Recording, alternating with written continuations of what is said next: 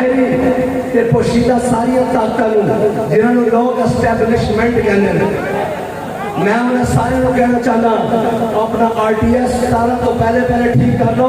जे हुण बह गया ना तो असं हम यहो जिहा बिठावांगे वो उठन जोगा नहीं रहेगा।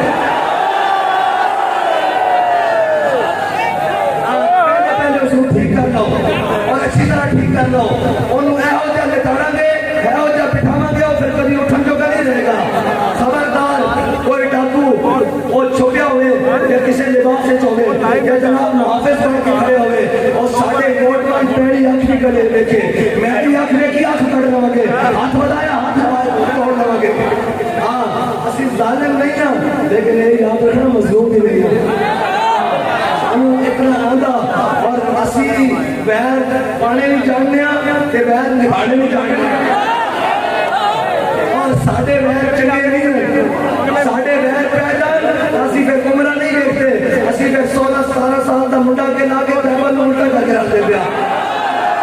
साढ़े वैर ना सानू समझो, साड़ी गल को कोई समझो, असी वो नहीं है कि जड़े नस जाओगे।